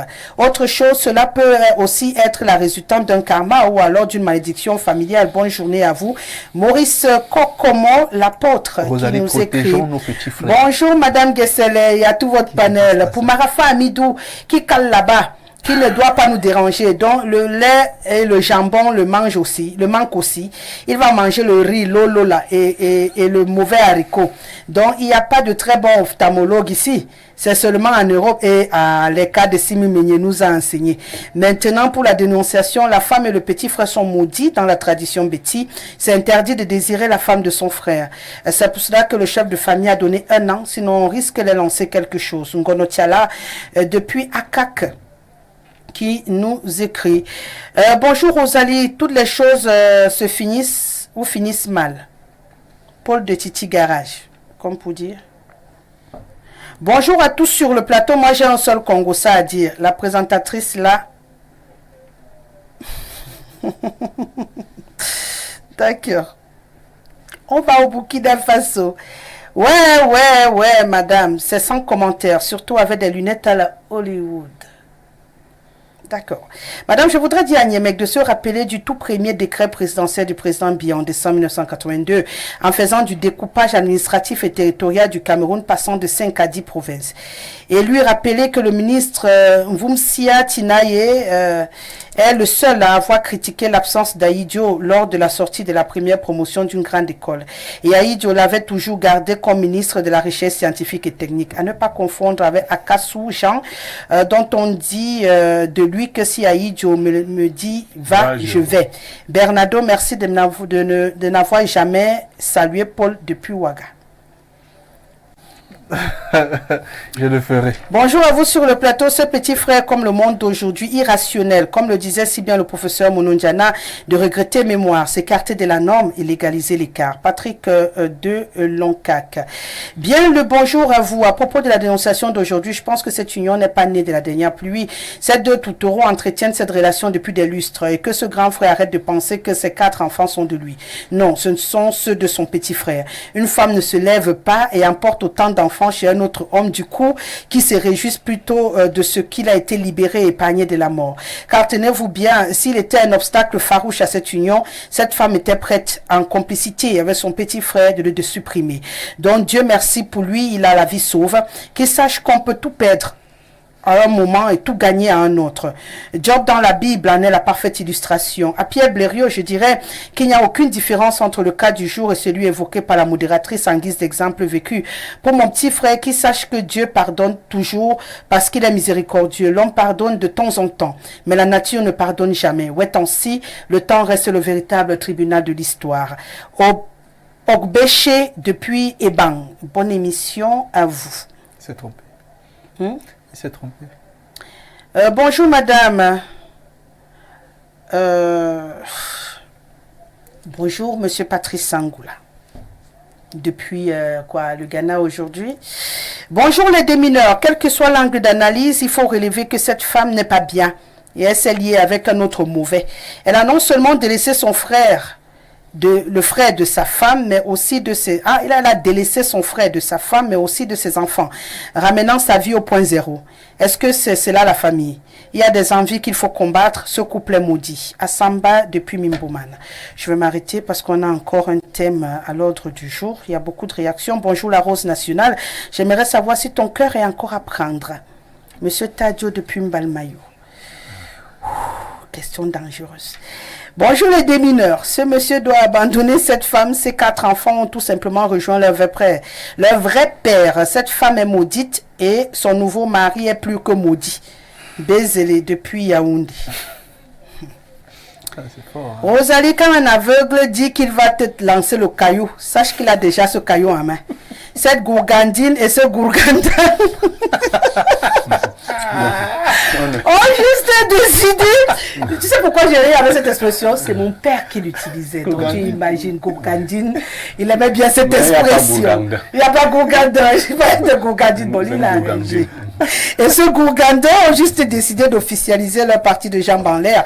Au monsieur qui pleure actuellement, je lui dirais que l'amour, c'est donner le pouvoir à quelqu'un de vous détruire et de penser qu'il n'utilisera pas.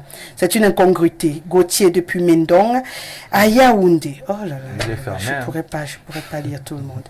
Bonjour, je suis en Suisse. C'est le dernier que je valide. Ça fait 2 mois, mais je vous assure, parmi les choses qui me manquent au Cameroun, c'est aussi votre émission. Tata Rosalie, je vous suis depuis LTM. D'accord, cool. Je profite de votre émission pour souhaiter un joyeux anniversaire à mon amour, mon chéri, mon rusé, mon imperturbable, un homme difficile à manipuler, mais très très large et loyal, Campoté Adamou, un fidèle téléspectateur de votre émission. Je lui souhaite tout le bonheur du monde et surtout la protection divine. Bonjour au sage Blériot. Voilà, c'est pas signé, mais je vois juste le nom qui est venu avec le message. Alhamdoulilah. Alhamdoulilah, c'est plutôt en arabe, ça. Oui. Bon, le nom également du monsieur, donc je suppose que c'est des musulmans qui suivent l'émission. C'est gentil de retrouver quelqu'un qui me voit depuis. Bonjour Rosalie, l'histoire s'y ressemble aux histoires où le mari ne pouvant pas procréer, on s'entend pour que le petit le fasse à sa place. Malheureusement, la petite venant en mangeant, les choses qui devraient arriver sont arrivées. Sorte de doigt là. Vous voyez qu'il y a beaucoup d'angles d'analyse de cette histoire. Hein? L'avenir va trancher, l'avenir va nous dire ce qui se cache réellement derrière cette séparation. Mais si c'est vraiment aussi basique que ce qu'il a dit, ça va. Mais s'il y a vraiment ces autres paramètres en jeu, il faut qu'il ait l'honnêteté de le dire à haute voix et que ça puisse aider la famille à mieux gérer ce problème. Parce que s'il avait ce problème, on a ces cas en famille, hein, où tu entends avec ton petit et puis ça donne ce que ça donne. Tu vas faire quoi? Tu vas maudire ton petit frère alors que tu sais au fond de toi que sont ses enfants. Bon, ça devient compliqué. En tout cas, on leur souhaite de trouver une issue favorable pour l'amour de la famille et le bien surtout des enfants qu'il faut protéger. C'est maudire les parents, c'est maudire les enfants. Est-ce qu'on va continuer avec la méchanceté jusqu'au bout aussi? C'est beaucoup de questions qu'il faut se poser. Hein. Moi, je souhaite vraiment que l'issue soit plus adoucie que ce que nous avons dit sur ce plateau. Peut-être parce que je suis une femme, mais... je me dis, fouinez bien. Sauf que moi, je pense que l'intervention du chef, là, n'est pas négligeable. Non, je voudrais même que lui, il aille fouiller plus loin. Non, moi, je parle du chef. Ça veut dire, si c'était une affaire juste où ça peut ne pas être ses enfants, je ne suis pas là pour savoir. Oui. Mais je dis, n'oubliez pas que dans cette affaire, la famille a été... Non, je suis d'accord. Le chef a pris la parole. Moi, je pense que le chef aurait dû dire au monsieur que ce ne sont pas tes enfants, laisse faire. Mais si le chef prend position, c'est que peut-être la situation n'est pas aussi facile que j'espère que le père a écouté, le chef a écouté également la dame et le petit frère. La version complète, il y a toujours des non-dits dans une histoire. Dans cette histoire. Bon, monsieur le chef, si vous n'avez pas encore écouté madame et le petit frère, faites-le avant de trancher. Sinon, vous risquerez aussi de vous tromper. Hein. Un bon chef rassemble tout le monde, écoute chacun et puis prend la décision finale. S'il finit de lancer le mousson et qu'au finish, c'est une affaire comme celle-là, qu'est-ce qu'on va faire après? Hein, pendant cette année-là, trouver de bonnes solutions pour les enfants surtout. Alors, nous, on va passer à notre dernier arrêt de cette émission, c'est l'analyse. Voilà, après cet arrêt de communication avec Renaprove Finance SA, nous on va s'intéresser bien sûr à notre analyse du jour. Je l'ai dit à l'entame de cette émission, pas du management en entreprise. On le sait, dans quelques jours seulement, le Cameroun et le monde entier, on va célébrer le travailleur. Ce sera le 1er mai prochain. Nous, on avait envie de parler un tout petit peu du management en entreprise parce que l'on sait que c'est le socle de gestion d'une entreprise. Et bien entendu, hein, c'est la seule possibilité quand elle est bien faite que l'entreprise prospère. Donc vous êtes expert dans le secteur. Je vais commencer par vous inviter à nous planter le décor quand on entend par management en entreprise. D'accord, merci beaucoup pour ce sujet qui est très intéressant et très large qu'on va juste résumer en quelques petits mots. Bien sûr. Donc le management en entreprise ici se résume à 7 grandes étapes. Pour faire simple, on parle de l'importance du leadership. Il est déjà très important de le savoir. La planification stratégique. On parle de la gestion des ressources, la prise de décision, la communication efficace, la gestion des risques et l'apprentissage continu. Là, ce sont justement les 7 étapes qui résument les qualités et le savoir-faire nécessaires pour le management en entreprise. Donc, un bon manager doit être quelqu'un qui sait gérer les crises, si je résume bien, oui. Qui communique bien, oui. Qui planifie stratégiquement les choses, oui. Qui a une bonne gestion des ressources de l'entreprise. Bien sûr. Voilà. L'importance du leadership, c'est le démarrage même. Oui, parce que quand on parle ici d'un leader, enfin, la plupart des temps en entreprise, on a des chefs d'entreprise qui mettent en place un type de management qui cloue même encore l'entreprise. Du village, quoi. Voilà. Et le fait qu'il ne soit pas un leader, c'est un problème. Parce qu'un leader, c'est quelqu'un qui conduit une équipe. Un meneur. Un meneur, voilà. C'est quelqu'un qui incite l'équipe à être plus productive, qui ne cloue pas, qui n'est pas là pour la critique, mais c'est une personne qui amène tout le monde, quel que soit le niveau de tout un chacun, à atteindre un certain objectif, en s'inspirant même d'abord sur lui-même. Donc c'est quelqu'un qui, avec vous, ensemble avec vous. Donc un manager doit être très calé, ouvert Il ne doit pas avoir envie de bloquer les autres. Au contraire, il doit les transporter, avec lui. Tout le monde. Ça, c'est un esprit de leader, c'est du leadership. Et quand on parle de la planification stratégique ici, c'est que c'est important de voir son activité, son entreprise à court, à moyen et à long terme. Parce qu'on a des personnes qui ont des activités où ils ont seulement pensé sur un an. Et puis, ça peut te surprendre que l'entreprise prenne des propensions dont vous n'aviez pas espéré. En ce moment, c'est difficile à gérer. Ou bien de ne pas voir la chute venir. Et quand on parle de la gestion des ressources ici, c'est important de savoir gérer la ressource humaine. Ce n'est pas un démarrage d'activité. Ce n'est pas un démarrage d'activité qu'on a forcément besoin d'avoir 50 personnes en entreprise. Ce n'est pas parce qu'on a 1 million ou 2 millions dans les caisses qu'on va tout dépenser au premier besoin. Donc c'est important d'avoir justement une gestion des ressources assez stratégique et de savoir à quel moment faire quoi. Donc c'est important. Et au niveau de la prise de décision, ça aussi c'est très important parce que à un moment donné, pour un chef d'entreprise, pour le management de la boîte, on est toujours appelé à prendre des décisions. Parfois qui peuvent énerver, qui peuvent faire mal, mais... Voilà. Ou qui peuvent même détruire même l'activité. Donc il faut réfléchir à plusieurs fois avant de prendre une décision. Loin des émotions, loin de tu sais qui je suis. Loin des liens de famille. Voilà, c'est important. Loin des liens émotionnels. Voilà. Avec tel. Bon, maintenant, le regard que vous jetez sur nos entreprises au Cameroun, vous avez l'impression que nos managers répondent à ces critères-là, ils l'ont bien compris?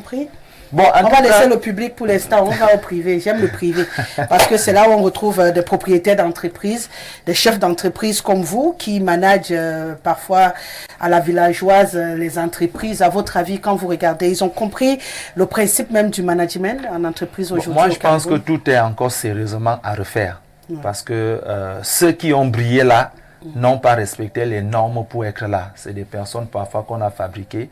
La plupart des temps, on a des prête-noms et c'est des personnes sur lesquelles on ne peut pas se référencer.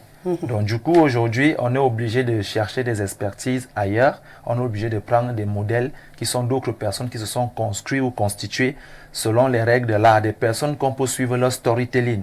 Et on trouve logique et à travers leur savoir-faire, on essaie d'implémenter aussi à notre niveau et ça essaie de réussir. Et il y a encore que ceux qui ont réussi ici au Cameroun, rarement sont ceux qui peuvent se placer sur un plateau de télévision pour parler de leur activité entrepreneuriale parce que ils ne peuvent pas le faire parce qu'ils ne peuvent même pas se l'expliquer. Donc, ils ne maîtrisent pas. Ils ne maîtrisent pas. Non seulement qu'ils ne maîtrisent pas l'activité, mais la façon à laquelle ils ou elles sont ancrés dans le monde des affaires est parfois peu explicable ou peu recommandable. Donc du coup, aujourd'hui, il y a toute une éducation d'investissement qu'il faut faire à la jeunesse camerounaise. Il y a toute une éducation, une culture entrepreneuriale, un nouveau rêve qu'il faut implémenter. Et là, je rejoins aussi la plupart des débats qui se font sur ce plateau, qui est de savoir la raison pour laquelle les ministères sont toujours en manque de financement, en manque d'argent, les projets ne sont pas suffisamment financés. Moi, je répète encore ici aujourd'hui, et tout le monde doit le savoir. Le développement économique d'une entreprise passe par son secteur privé, jamais par son secteur public. Le secteur public, c'est des personnes qui se sont disposés à servir la population. Parce qu'il faut bien que la population soit régie par un ministère d'éducation, un ministère de ceci. C'est des personnes qui sont là pour consommer afin de servir la population. Mais les personnes qui renchérissent les caisses du gouvernement, c'est le secteur privé. Alors, on a donc ce gros problème aujourd'hui où cet endroit où l'argent doit ancrer, c'est le secteur qu'on s'attarde le moins. C'est le secteur qu'on soutient le moins. Et il arrive donc que ceux qui doivent faire entrer l'argent, on ne les gère pas très assez.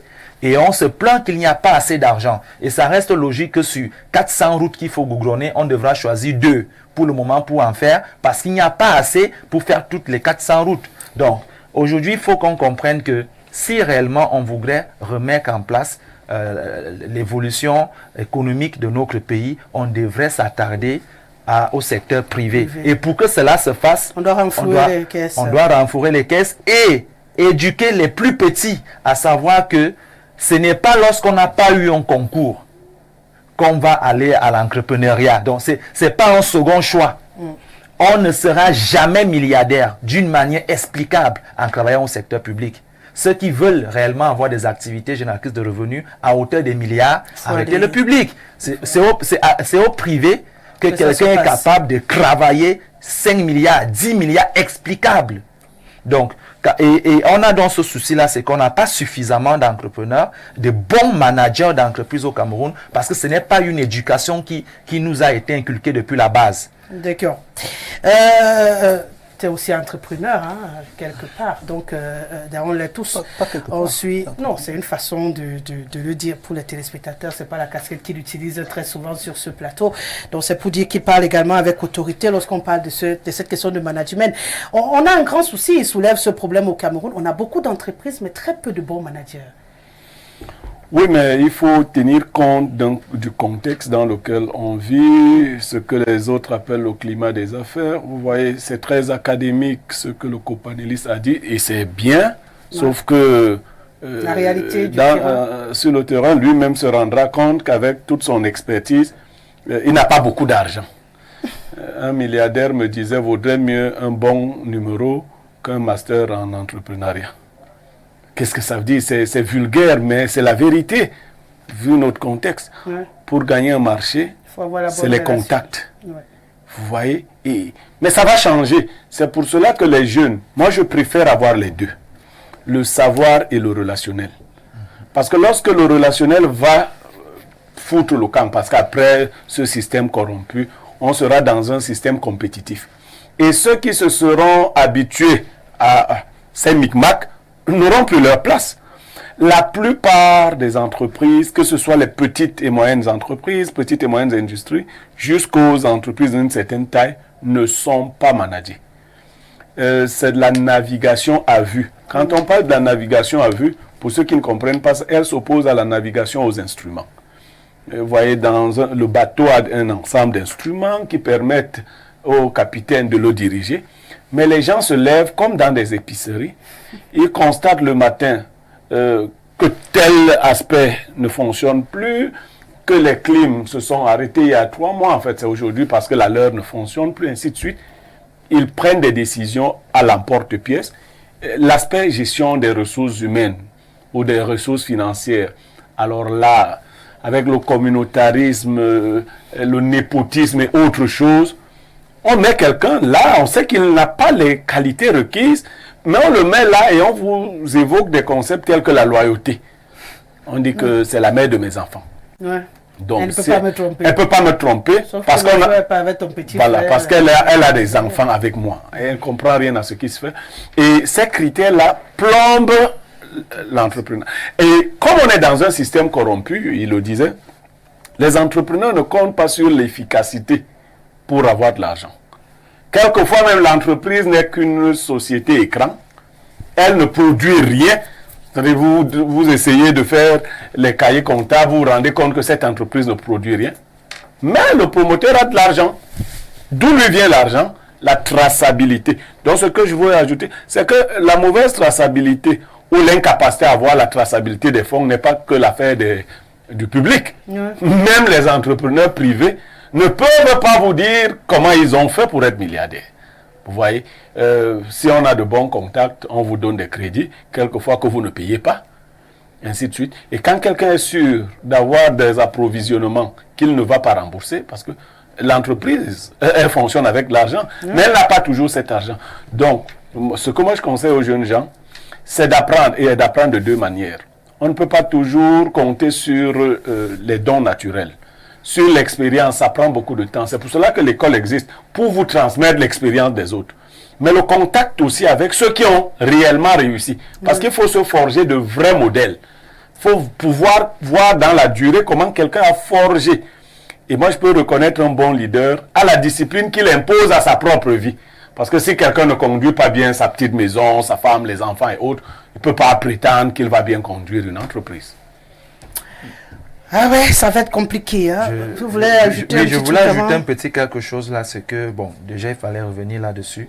Ça fait quand même plus de 7 ans que j'ai mon entreprise, donc je ne suis pas purement académique, j'ai pratiqué. Ah non, il voulait dire, non, je voulais ajouter que déblayer comme vous l'avez fait, ça ne matche pas avec la ça reste réalité logique puisque les gens nous suivent. Si c'est une expérience personnelle, on aurait dit selon nous, mais après il y a d'abord une norme de fonctionnement des choses. Donc pour vous, c'est ce que vous souhaitez voir appliqué au Voilà, et après on adapte dans la réalité, mais je suis encore en train de dire aujourd'hui que le relationnel, ce n'est pas la chose qu'on commence à chercher au début. Parce qu'il y a des gens que, même si tu les as devant toi chaque jour, tu ne les auras jamais dans ton carnet d'adresse parce que tu ne vaux pas encore quelque chose sur l'échelle de valeur.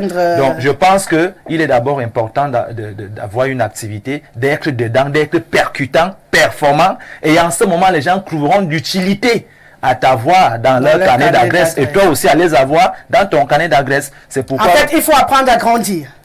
Bon, il ne faut pas courir sans marcher. Voilà, c'est ça. Il ne faut pas courir sans marcher. D'accord.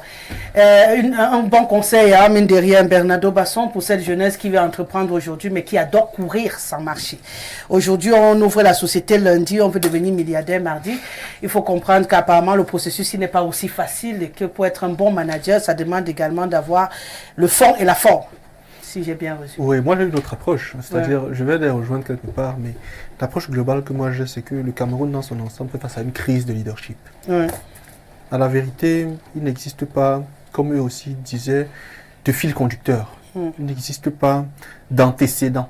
Parce que lorsque vous écoutez des grands noms comme Fotso Victor, comme Bouchingué, comme Monsieur Jean-Pierre Amougou Belinga, comme toutes ces personnes qui ont fait fortune dans le secteur privé, que vous essayez de les prendre comme modèle, essayez de les prendre comme modèle, quand vous rapprochez pour essayer de comprendre comment est-ce que ces personnes ont réussi à avoir beaucoup d'argent, vous vous rendez compte que c'est flou. Vous vous intéressez à Fokou, vous voyez que c'est flou. Et donc à partir de là, au Cameroun, il y a une crise de leadership. Les jeunes n'ont pas de repères et lorsqu'ils veulent toucher du doigt la réalité, ce qu'on leur propose ou ce qu'on leur vend, c'est tout sauf le management. C'est des gestions personnelles, des gestions sectaires, des gestions humaines et c'est très compliqué. Donc aujourd'hui, moi aussi j'ai déjà eu 2 petites entreprises, la troisième est en cours de création avec un ami qui est en Allemagne, Ali Epoté. Donc on travaille dessus et moi je me dis quand même que le drame que j'ai eu, c'est que j'avais pas de figure, mais aujourd'hui j'en ai une.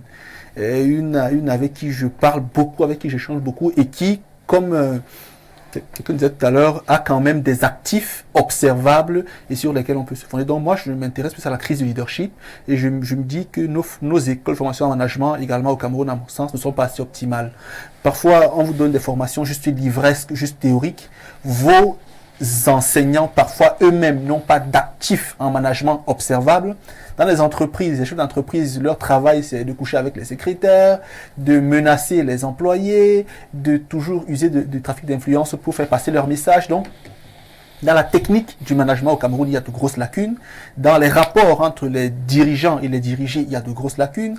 Dans le système général, c'est que le secteur public, qui est censé accompagner le secteur privé à se développer, le vampirise plus, les souffle plus, donc vraiment c'est compliqué, c'est les bouganjanga total, désordre généralisé, au point où quelques jeunes sont obligés de plonger dans l'environnement, dans l'atmosphère. Est-ce qu'on peut changer cette façon et donc de corruption, népotisme, despotisme, parfois tout ce que vous imaginez comme travers. Donc, est-ce qu'on peut sortir de là? Pour le moment, non. Parce que le système politique en place, qui est censé mettre des canaux pour accompagner les entrepreneurs, n'a pas cela comme ambition. Lorsqu'un jeune est intelligent et veut émerger, on va l'enrégimenter, pas pour l'exploiter à des bonnes fins, mais pour le soumettre à des pratiques négatives. Donc, pour le moment, ce n'est pas possible de changer cela, mais les jeunes devraient essayer de lorgner ailleurs pour trouver de quoi faire ici, parce que nos gouvernants sont tellement hauts que parfois ils ne regardent pas tout ce qu'on fait en bas. Donc on peut essayer de faire en bas, s'accrocher en attendant qu'eux ils partent. Tant qu'ils sont là, il n'y a pas d'espoir réel à avoir pour l'entrepreneuriat au Cameroun. Vous devez être soumis à ce qu'eux ils veulent et non à la logique ou à la dynamique que prévoit l'entrepreneuriat. On est tous d'accord sur cette phrase de fin? Non, moi je ne suis pas d'accord. Je suis pas d'accord. En 30 secondes. Oui, je ne suis pas d'accord parce que je pense que les choses peuvent changer. Maintenant, donc, vous êtes pour maintenant. Oui, ça peut changer parce qu'aujourd'hui, on a quand même des jeunes. Là, on a quand même des jeunes aussi qui disent qu'ils ont des entreprises. Maintenant, le problème, c'est que quand bien même on trouve quelques voies qui peuvent marcher, on garde ça pour nous. Des plateaux de télévision ne nous ouvrent pas des portes pour qu'on puisse parler de l'entrepreneuriat, pour qu'on puisse assez inciter ceux qui réfléchissent encore. On est tous aboutis par la procrastination. Et le problème, c'est que, je reprends aussi à un des problèmes qu'il a soulevé, c'est au niveau où les qui doivent le faire. C'est les enfants inscrits qui sont allés à l'école, ce sont eux qui doivent entreprendre. Mais sauf que on les a dit qu'ils auront des grands postes à la fonction publique. Ils veulent faire des concours. Et les qui entreprennent, c'est ceux qui n'ont pas pu faire l'école. Ça revient à ce qu'il a dit. Voilà, qui courent pour tout est à l'envers en ce moment au pays. Et tant qu'on ne s'est pas redressé, on n'est pas prêt de voir le bout du tunnel. Oui, mais il faut qu'on continue de leur dire. Et surtout, moi, j'accuse beaucoup plus, pas la politique d'abord, les parents. D'arrêter de bloquer les enfants à leur dire que tout ce qui va marcher, c'est le matricule. La culture du matricule doit s'arrêter. Ça doit s'arrêter. Merci Joseph, merci d'avoir été là. Rassurez-vous, vous reviendrez très souvent pour expliquer l'entrepreneuriat aux jeunes, d'accord? Et vous aurez l'opportunité, bon, sauf que moi j'ai un plateau où on lutte, donc ça va être compliqué chez moi, la bombe bagarre. Merci Pierre Blériot-Niévêque et merci à Bernardo Bassons. Demain, vous serez avec Parfait ici. Moi, vous me retrouvez dès 17h pour le grand soir. Merci à Bébé qui était derrière les caméras, à toutes les magnifiques stagiaires qui l'accompagnent. Le mixage vidéo a été signé de Bernard. Ah d'accord, Guy Fernand. Et bien entendu la réalisation, Jacques Bitier-Bia et Jean-Martin Kenfac a supervisé tout le travail. Respect, monsieur Donévin. À ce soir à 17h.